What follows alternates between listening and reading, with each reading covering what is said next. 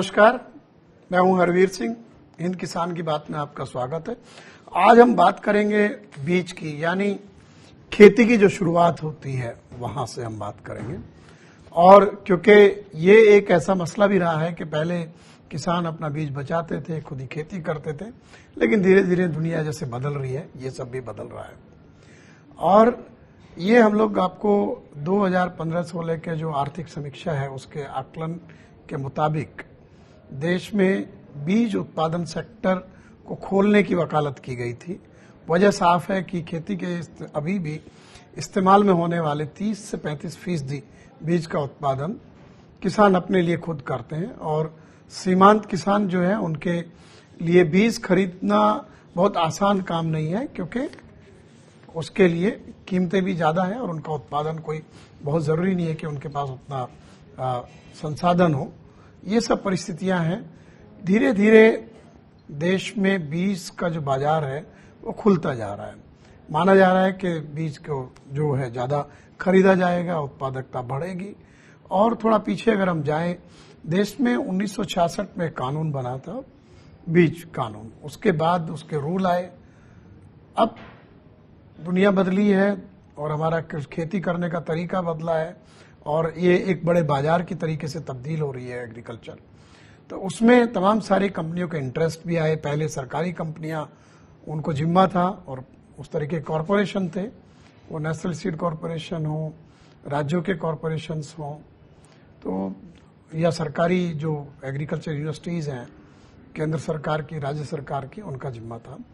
लेकिन धीरे धीरे जो है प्राइवेट सेक्टर का दखल बढ़ा और नई वैरायटीज आई, कॉमर्शलाइजेशन हुआ। बहुत सारी ऐसी फसलें आई जो अब कॉमर्शियली, जिनका बीज बेचना बड़ा लाभदायक है कंपनियों के लिए। हालांकि बीच में काफी विवाद भी चला कि हमारा जो बायोडायवर्सिटी है उसको लेकर के क्या होगा। Plant variety production farmers right का एक्ट भी आया कि किसानों को उनका अधिकार बरकरार रखा जाए। लेकिन अब फिर से सरकार एक नया बीज कानून लाने की तैयारी में है। और जो बीज विधेयक 2019 जो एक बार कैबिनेट में चर्चा भी जिसके ऊपर हो चुकी, हो सकता है अगले किसी सत्र में हम लोग देखें कि सरकार उसको पेश करे। अब इसमें क्यों जरूरत पड़ी, किस तरीके का ये विधेयक है, क्या इसके प्रावधान है, कुछ बातें जरूर पहले से लोगों के बीच में आई हैं, बाहर आई हैं। उन तमाम सारे पहलुओं पर हम चर्चा करेंगे। हमारे साथ दो खास मेहमान हैं। हमारे साथ हैं कृष्णवीर सिंह जी, जो कि भारतीय कृषक समाज के अध्यक्ष हैं, और हमारे पास साथ हैं इंद्रशेखर सिंह, जो नेशनल सीड एसोसिएशन के डायरेक्टर प्रोग्राम एंड पॉलिसी हैं। तो मैं दोनों मेहमानों से बात करूंगा, उसके पहले देख लेते हैं एक छोटी सी रिपोर्ट।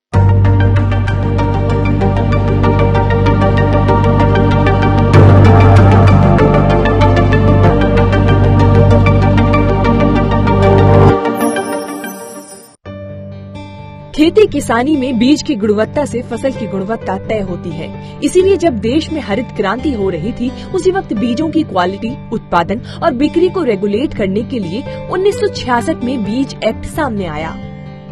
इसके बाद 1983 में बीज नियंत्रण आदेश सामने आया, जो आयात निर्यात के लाइसेंस को रेगुलेट करता है। अब इसी सिलसिले में नए बीज बिल को लेकर चर्चा जोरों पर है, जिसको लेकर किसान और किसान संगठन अपनी चिंताएं भी जाहिर कर रहे हैं। दरअसल देश में जरूरी बीजों में से 30% बीज किसान खुद ही अपनी फसलों से बचाते हैं, लेकिन बाकी बाजार से खरीदे जाने वाले बीजों में से महज 45% बीज ही ऐसे हैं जो भारतीय कृषि अनुसंधान परिषद की ओर से प्रमाणित होते हैं। यानी जो बीज बाजार में बिक रहे हैं, उनमें से ज्यादातर प्रमाणिक नहीं होते हैं। बीज बिल 2019 में सभी बीजों की प्रमाणिकता को अनिवार्य बना दिया गया है। साथ ही खराब गुणवत्ता के बीज बेचने वाली कंपनियों पर 5 लाख तक का जुर्माना और 1 साल तक की सजा का भी प्रस्ताव है। लेकिन इस बिल को लेकर किसान और किसान संगठनों का अच्छा खासा विरोध हो रहा है। किसानों का कहना है कि ये विधेयक छोटे किसानों के लिए नुकसानदेह साबित होगा और बड़ी कंपनियों को फायदा पहुंचाएगा। रजिस्ट्रेशन को जरूरी करने से छोटे किसान बीज व्यापार के बाजार में घुस नहीं पाएंगे। फिलहाल बाजार में किसान की हिस्सेदारी 70% से ज्यादा है। साथ ही जानकार ये भी कह रहे हैं कि बीज गुणवत्ता रेगुलेशन को लेकर नए बिल और पुराने बिल में ज्यादा फर्क नहीं है। इसमें फर्क दरअसल बीज उत्पादक और प्रोसेसर के रजिस्ट्रेशन और लाइसेंसिंग को लेकर है। जानकार ये भी कह रहे हैं कि जहां 1966 के बिल पर अमेरिकी कानून का प्रभाव था, तो वहीं नए बिल में यूरोपीय प्रभाव साफ देखा जा सकता है। Bureau report, Swaraj Express. Krishnaveer ji, पहले मैं आपके पास जाऊंगा कि जो कृषि क्षेत्र में बीज जो है उसकी बहुत बड़ी अहमियत है। किसान जो पारंपरिक तरीके से खेती का जो तरीका था उसमें उसको बाजार से बीज खरीदने की जरूरत नहीं पड़ती थी, लेकिन जाहिर सी बात है कि नए जो प्रजातियां हैं उनका विकास हुआ, उत्पादकता बढ़ाने का तरीका ढूंढना पड़ा, बीमारियों से फसलों को बचाने का तरीका ढूंढना पड़ा, तो ये तमाम सारा काम हुआ। लेकिन ये सारा काम पहले सरकारी एजेंसियां करती थी, लेकिन अब क्या है कि इसमें प्राइवेट सेक्टर का दखल बहुत बढ़ रहा है। और मुझे ये कहने में कोई गुरेज नहीं है कि जो सार्वजनिक क्षेत्र है वो धीरे धीरे प्राइवेट सेक्टर के लिए जगह बना रहा है। अभी क्या वाकई हमें एक ऐसे नए कानून की जरूरत है जो कि बीज का जो मसला है उसमें सिर्फ उद्योग नहीं है, और भी बहुत सारी चीजें हैं, उसको नियंत्रित करे और उसका नियमन करे? हरबीर जी, इसमें दो बातें हैं जी। जो 1966 में एक्ट बनाया था तो दुनिया के देशों में भारत बहुत अग्रणी भूमिका निभा के उस सीड एक्ट को लाया था जी। इसी तरीके से हमारा पेटेंट एक्ट भी दुनिया में अगर देखा जाए तो हम उसमें बहुत अग्रणी भूमिका में थे। बीज जब हम 3 सेक्टर में इसको आप देख सकते हैं जी। एक तो अनाज है, हाँ, दलहन और तिलहन है, और सब्जियां हैं। बागवानी का पौध का मामला अलग है जी। और जो फॉरेस्ट्री का है वो 5वें नंबर पे अलग है। ये 5 चीजें अलग अलग हो गई। अब मेडिसिनल प्लांट्स का भी उसमें आ गया, लेकिन वो बागवानी में आता है जी। बीज एक ऐसी चीज है कि जिस पर भारत की आबादी को देखते हुए खाद्यान्न सुरक्षा पर सबसे ज्यादा सीधा संबंध है। आज कोविड-19 में सरकार ने गरीब लोगों को, मजदूरों को फ्री में अनाज दिया है, गेहूं दिए हैं, चावल दिए हैं, दाल दिए। तो ये किसानों की मेहनत है, किसानों के अपने बचाए हुए बीज की मेहनत है जी।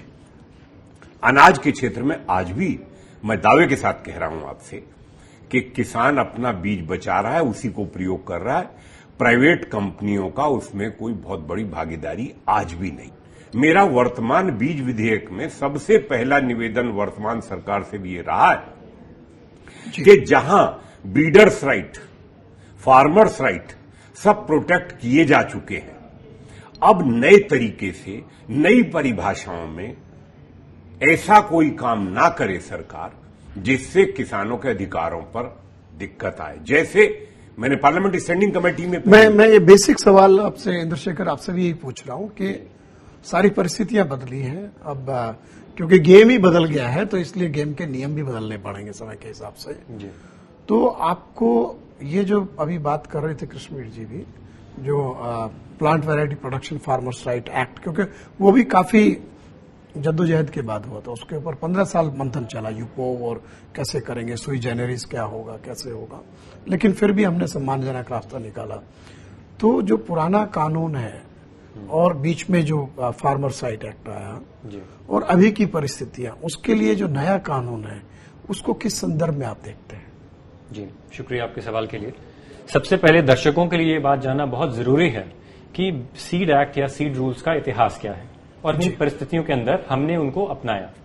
जब भारत में हरित क्रांति आई, जिसे ग्रीन रेवोल्यूशन भी कहा जाता है, तो हमने सिर्फ हरित क्रांति को नहीं अपनाया, उन्हीं सालों में हमने सीड एक्ट और सीड रूल्स को अपनाया।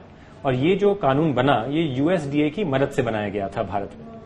उसके कुछ ऐसे प्राविधान थे जिनके तहत हमको सीड लेबलिंग करनी पड़ती है, जैसे किसानों को सही बीज मिले, लेकिन रजिस्ट्रेशन की कोई बात नहीं की गई थी। उसमें कहा गया था कि जो भी व्यक्ति चाहे या तो अपना बस लेबलिंग करे, लेकिन रजिस्ट्रेशन सेल के पहले जरूरी नहीं है।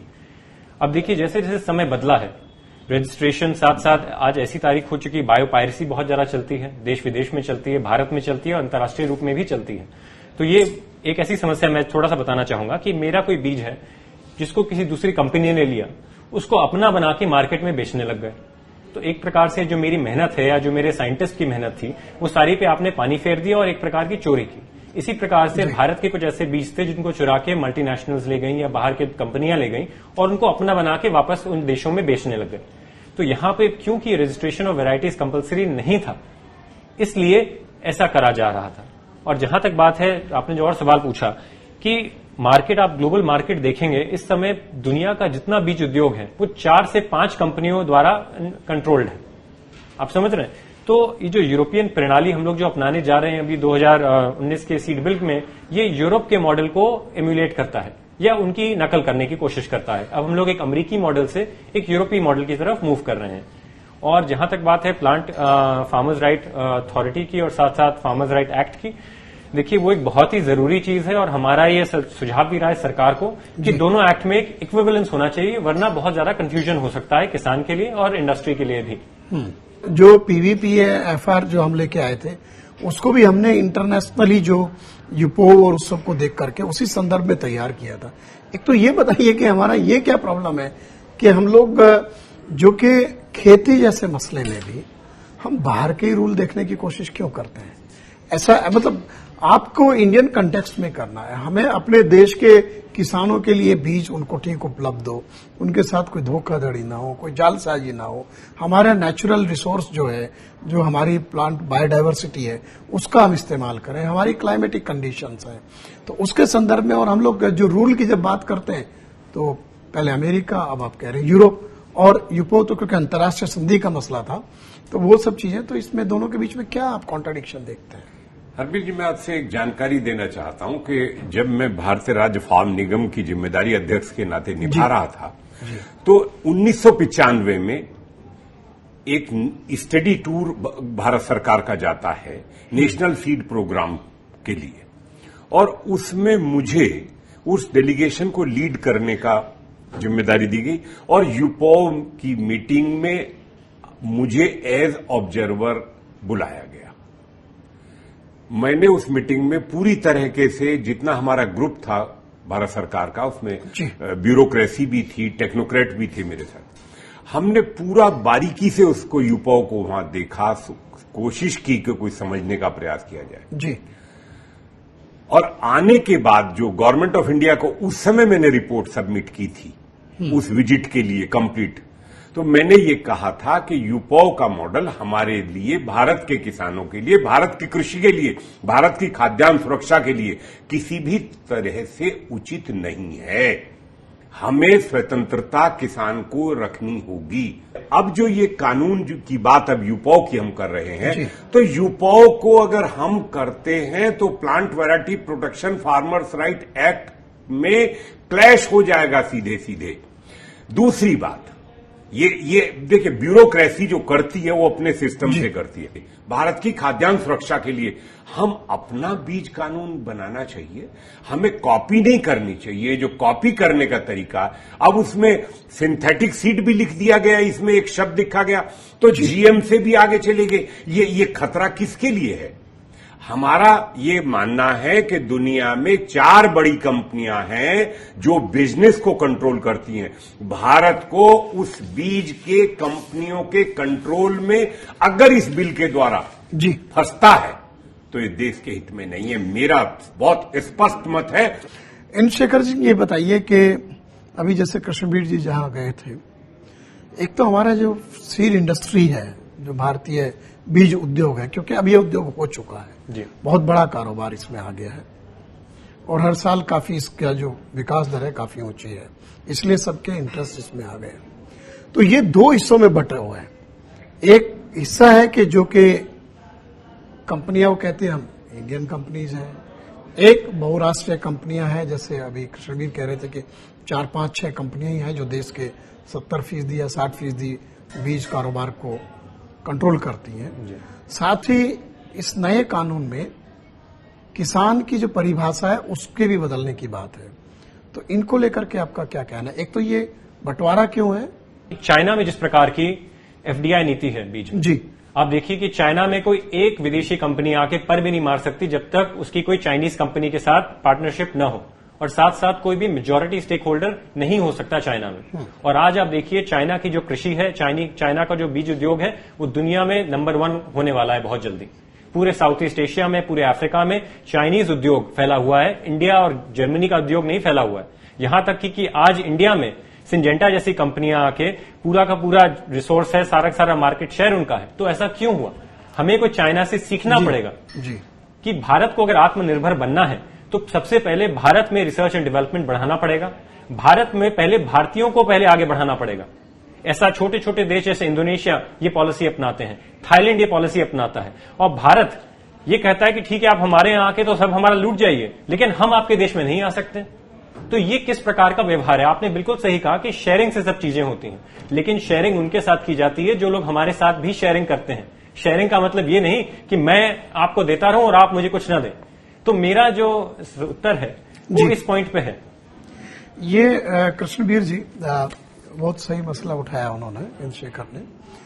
एक तो चाइना ने तो देखिए बीटी भी उनका खुद का था, उनकी अपनी यूनिवर्सिटी का था, और वो लोग रिसर्च पे खर्च करते हैं। हम लोग आत्मनिर्भरता की बात करते हैं और खर्च करते नहीं है। हमारे पास बड़ी कंपनियां नहीं है। एग्रीकल्चर बैंक ऑफ चाइना का जब आईपीओ आया वो दुनिया के सबसे बड़ा आईपीओ था। हमारे यहाँ तो ऐसा कोई बैंक बड़ा सरकारी भी नहीं है, सीधी सी बात है। दूसरी बात यह है कि जो नीतियां हैं उन्होंने अपने अनुरूप ढाली। उन्होंने सिंजेंटा को खरीद लिया, तो आपके यहाँ जो सिंजेंटा वो भी तो चाइना का है। हम लोग वो जो सदर बाजार में लड़ियां बिकती हैं उनको रोकने पर लग जाते हैं, जो बड़े मुद्दे हैं उनको तो छोड़ देते हैं। तो ये जो घालमेल है, और मैं तो आपको तब से देख रहा हूं, agriculture farm corporation of India जब आप देख रहे थे और तमाम सारी नीतियों का बदलाव देखा आपने, बलराम जाखड़ जी जब कृषि मंत्री थे, मैं बड़ा प्रोग्रेसिव दौर समझता हूं वो। अभी तो उस तरीके का है ही नहीं, उसने क्रांतिकारी कदम ही नहीं उठे। तो ये जो है नीतिगत जो मसला चल रहा है, और हम लोग सिर्फ बाहर देखते हैं, और अपने यहाँ हमारा जो सरकारी रिसर्च सिस्टम एग्रीकल्चर का, उसकी कोई डायरेक्शन ही नहीं है, न संसाधन है, तनख्वाहें मिल रही है, लोग अपनी नौकरी कर रहे हैं साइंटिस्ट। तो इसको लेकर के पूरे मसले पर, और जिस दिशा में हम खासतौर से, बिकॉज बीज बहुत संवेदनशील मसला है, यहाँ पे कृष्णवीर जी एक पॉइंट में और लाऊंगा कि किसानों को क्या संरक्षण है इस सब में, इन सब मसलों का आप जवाब दीजिए। पहली बात तो ये आपने जो कहा है कि रिसर्च एंड डेवलपमेंट जो होना चाहिए, जो आईसीआर का बजट है तो सैलरी में निकल जाता है 85%। तो बात यह है कि बीटी पहला जब इंट्रोड्यूस किया गया था, बीटी को लाने से पहले मात्र 14 करोड़ रुपए में बेचने बीटी जीन को आई थी कंपनी। हाँ। और डायरेक्टर जनरल आईसीआर जो उस समय थे, व्यक्तिगत कोई बात नहीं करनी हमें जी, डायरेक्टर जनरल आईसीआर ने कहा हमें कोई जरूरत नहीं है 14 करोड़ खरीदने की। और उसी बीटी जीन को बाद में उसी आईसीआर ने कंट्री में इंट्रोड्यूस करवाने में सबसे आगे भागीदारी ने। और आज परिणाम यह है कि इलीगल तरीके से, पेटेंट एक्ट नहीं कहता, सेक्शन 3J नहीं कहता हमारा इंडियन पेटेंट एक्ट, 8,000 करोड़ रुपए से ज्यादा टेक्नोलॉजी रॉयल्टी फीस भारत की कंपनियों से इलीगल तरीके से लूट ली गई, और कंपनियों को किसी ने पूछा नहीं, कंपनियां माथा पीटती रह गई, उनको अपना बिजनेस देखना था। लूटा कौन? लूटा किसान। ये तो एक उदाहरण मैंने दिया। वही बीटी जीन चाइना में जब वो इंट्रोड्यूस करती है कंपनी, तो वो कहते हैं हम आपको 25 रुपए किलो देंगे, 1 किलो पर 25 रुपए देंगे, और जब दोबारा उसको अपनी वैरायटी में डालेंगे तो आपका कोई पैसा नहीं होगा। आप फर्क देखिए, उन्होंने अपनी वैरायटी में डाला और यहां हाइब्रिड में डलवाया गया। हाइब्रिड की मजबूरी ये हो गई किसान की कि हर साल उसको खरीद। ये तो है बात एक, ये एक उदाहरण बहुत है। और अगर कपास का ये उदाहरण है जो नॉन फूड क्रॉप है, तो फूड क्रॉप का क्या स्थिति है? ये दूसरा, इसी में मैं एक पॉइंट और ऐड कर दूं। हिंदुस्तान की कंपनियों को मैं अच्छी तरह से सबको देख रहा हूं, जान रहा हूं, ये इस स्थिति में नहीं होंगे कि यदि जर्म प्लाज्म में खेल हो गया तो इंडियन कंपनी कहीं फेस नहीं कर पाएगी, पब्लिक सेक्टर भी नहीं खड़ा रह पाए। अब तो पब्लिक सेक्टर में एक ही कंपनी हो गई ना, national seed corporation. State seed corporation की फाइनेंशियल कंडीशंस अच्छी नहीं है किसी प्रदेश। ये एक सवाल मैं कर रहा हूं कि तमाम सारी चीजें चल रही हैं और ये बड़ी इंडस्ट्री है, सबके इंटरेस्ट इन्वॉल्व हो गई, तमाम सारी जो बहुराष्ट्रीय कंपनियां हों, हमारे यहाँ भी बहुत सारी कंपनियां हैं जो लिस्टेड भी हैं, स्टॉक मार्केट में लिस्टेड है जो है। तो सवाल है कि जब अगर बीज नाकाम हो जाए फसल पैदा ना हो, या जो क्लेम किया गया बीज बेचते वक्त किसान को कि इसमें जो यील्ड है ये होगी, इसमें ये बीमारी नहीं लगेगी, इस क्वालिटी का प्रोड्यूस आएगा, वो जब खरा ना उतरे तो उसका तो कोई प्रोटेक्शन नहीं है। किसान कंज्यूमर एक्ट में जाए, और कंज्यूमर प्रोटेक्शन एक्ट में क्या रास्ता, कौन किसान जाएगा, कहां तक जाएगा, डिस्ट्रिक्ट फोरम में जाएगा, स्टेट में जाएगा, नेशनल में आएगा, बड़ी कंपनियां हैं उनसे क्या उसका कैसे मुकाबला होगा। तो ये जो प्रावधान है, क्या ये नए बीज कानून में ऐसा किसान के हितों के संरक्षण का प्रावधान जोड़ा जा रहा है आपके हिसाब से? जी बिल्कुल, और सरकार ने ये कहा है कि अगर कोई भी कॉन्फ्लिक्ट होता है तो उसको कंज्यूमर प्रोटेक्शन एक्ट के तहत देखा जाएगा। पहले नहीं, मैं कंज्यूमर प्रोटेक्शन एक्ट में बिल्कुल मैं कह रहा हूं कि उसमें क्या पेनल्टी का प्रोविजन कानून में क्यों नहीं है? कंज्यूमर प्रोटेक्शन तो सबके लिए है। मैं ये चश्मा खरीदता हूं उसके लिए भी कंज्यूमर प्रोटेक्शन है। तो इसको आप किसी भी एक नॉर्मल प्रोडक्ट को और एक ऐसे जिसपे उसका व्यक्ति का उसका कारोबार निर्भर कर रहा है, उसकी आजीविका निर्भर कर रही है, उसको कंज्यूमर प्रोटेक्शन में क्यों लेंगे? अलग से पेनल्टी क्यों नहीं है? क्योंकि उसके यील्ड के बराबर जो उस खेत में उसकी यील्ड होती उसके बराबर उसे क्यों नहीं पेनल्टी मिलेगी? आप लोग इंडस्ट्री के लोग हैं। बिल्कुल आपकी बात बिल्कुल सही है, और हमने ये पॉइंट सरकार को भी बताया। और जहां तक अब बात की जाए कि जब तक ये बिल नहीं आता, मैं आपके साथ एक छोटा उदाहरण लूंगा। जैसे सोयाबीन का बीज फेल हुआ है इस बार महाराष्ट्र में। बिल्कुल जी, उसी के साथ में हमको और खबर आई कि बड़ी बड़ी बहुराष्ट्रीय कंपनियां भी थी जिनका बीज फेल हुआ इसमें। तो हमने बड़ा आगे बढ़ के हम लोग आए, हम सरकार के पास गए, किसानों से मुलाकात की और हमने कहा जहां जहां बीज की कंपनियां दोषी पाई जा रही हैं, आप पूरा का पूरा भुगतान करिए on value, not on seed. कि जो आपका नुकसान हुआ है उसको एक फेयर ढंग से किया जाए। तो ऐसा नहीं कि देखिए हमारे जो किसान हैं वो हमारे भी अन्नदाता हैं। तो ये कृष्णवीर जी वो कह रहे हैं कि हमारे भी अन्नदाता हैं। आजकल अन्नदाता की बहुत पूजा हो रही है। लेकिन मेरा जो सवाल है, आपका जो इंटरेक्शन हुआ अधिकारियों से भी, क्या हम किसान को अगर बीज नाक फेल हो जाता है उसको उसके फसल की जो उपज के बराबर का मुआवजा तय नहीं कर सकते कि देना पड़ेगा, और उसको कानून में अगर शामिल हो जाएगा तो उसको संरक्षण मिल जाएगा? दो बातें बहुत स्पष्ट हैं लगभग। एक तो ये है कि जो सीड प्राइस रेगुलेटरी अथॉरिटी का हमने सरकार से निवेदन किया था जी। मेरी जानकारी ये है कि उसको सरकार ने माना है जी, और उसको इस बिल में प्रावधान किया है। इसी के साथ ये भी है प्राइस रेगुलेटरी के साथ कि जो लॉसेज होते हैं फार्मर के, crop losses, complete crop losses, financial losses जो आपने वायदा किया वो उसको कंपेंसेशन मिलना चाहिए। अभी का उदाहरण मैं आपको रामपुर का देता हूं, जो सिंजेंटा ने हाइब्रिड पैडी सीड बेचा 5000 एकड़ में, एक जिले की रिपोर्ट थी फेलो। मैंने उस मामले को उठाया, मैंने जॉइंट सेक्रेटरी सीड को फोन किया, तत्काल पर चीफ सेक्रेटरी को बात की, मुख्यमंत्री तक मामला गया और उस कंपनी पर दबाव डाल के 5000 रुपए प्रति एकड़ का मुआवजा किसानों को। तो ये बहुत जरूरी है। इसी पॉइंट पे मैं अपने दोनों मेहमानों का बहुत बहुत शुक्रिया कहूंगा कि आपने एक जो बहुत महत्वपूर्ण मसला है और आने वाले दिनों में ये देश की कृषि की दिशा तय कर सकता है, किसानों के आजीविका को तय कर सकता है, उसके ऊपर विस्तार से बात की और हमारे दर्शकों को समझाने की कोशिश की है कि मसला क्या है, किस दिशा में जा रहा है। और अभी की जो परिस्थिति है वो यही है कि एक तो जो प्राइस रेगुलेशन की बात है, क्योंकि बीटी के मामले में ये मसला सुप्रीम कोर्ट तक गया था, जब उस वक्त के आंध्र प्रदेश के मुख्यमंत्री राजशेखर रेड्डी ने जो दाम तय कर दिया था, लेकिन उसमें किसानों की जीत हुई, सरकार की जीत हुई थी। लेकिन कंपनियों का जो अपने ताकत है उसके सामने हर बार लड़ना आसान नहीं होता कोर्ट में भी। ये अभी से इसमें तय होना चाहिए। दूसरे, जो किसानों को अगर बीज खराब होता है तो उसका जो मुआवजा है वो उसकी फसल की उत्पादकता के बराबर होना चाहिए। और कई सारी पेचीदगियां हैं। हमारा जो बायोडायवर्सिटी के जो हमारा ये प्रक्रिया है या जो हमारे संसाधन है, जो नेचुरल रिसोर्सेज है, उनका संरक्षण कैसे होता है, तो इन सब मसलों पर अभी हम देखते हैं कि आने वाले दिनों में जब ये कानून संसद में आता है, क्या वाकई सरकार उस पर खरी उतरती है, नहीं तो उसके ऊपर फिर चर्चा होगी, लोगों के बीच में बातें जाएंगी और संसद में भी चर्चा होगी। आप हमारे साथ जुड़े रहिए इन किसान की बात में। नमस्कार, धन्यवाद।